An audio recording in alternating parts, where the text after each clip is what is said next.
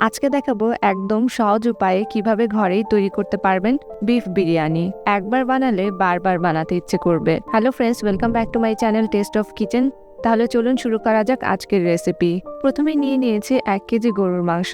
এবার এখানে দিয়ে দিচ্ছি 2 টেবিল চামচ আদা আর রসুন বাটা, পেঁয়াজ বেরেস্তা 1/4 কাপ, লাল মরিচের গুঁড়ো 1/2 টিস্পুন, ধনে গুঁড়ো 1/2 টিস্পুন, হলুদের গুঁড়ো 1/4 টিস্পুন, গরম মশলা 1/2 টিস্পুন, বিরিয়ানি মশলা 1 টেবিল চামচ, লবণ 1/2 টিস্পুন আর টক দই 1/2 কাপ। সবকিছু একসাথে ভালোভাবে মিশিয়ে 1 ঘন্টা ম্যারিনেট করে রাখবো। বন্ধুরা, আপনারা আমার এই রেসিপিটি কে কোন জায়গা থেকে দেখছেন অবশ্যই কমেন্ট করে জানাবেন। মাংসটি ম্যারিনেট হতে হতে এখানে কয়েক টুকরো আলু ভেজে নিব। প্রথমে একটি কড়াইয়ে অল্প একটু তেল দিব।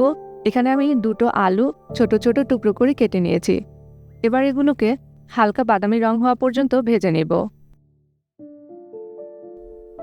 ভাজা হয়ে গেলে আলুগুলোকে তুলে একটি পাশে রেখে দেব।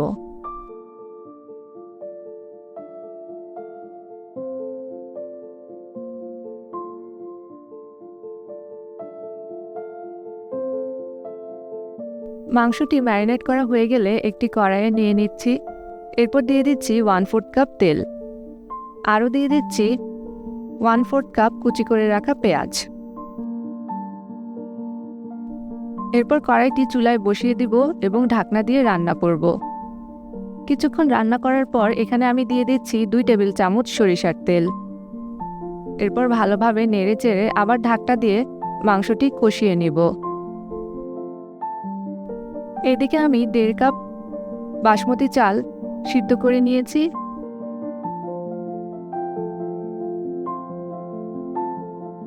এবার মাংসতে দিয়ে দিব ভেজে রাখা আলু।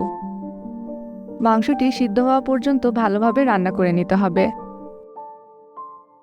মাংসটি যখন ভালোভাবে সিদ্ধ হয়ে যাবে তখন চালের উপর রান্না করা মাংসটা সাবধানে দিয়ে দিব।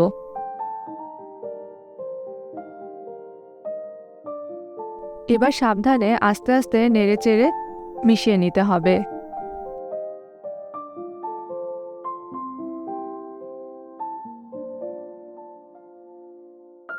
এবারে উপরে দিয়ে দিব কিছু আলু বোখারা আর কাঁচামরিচ।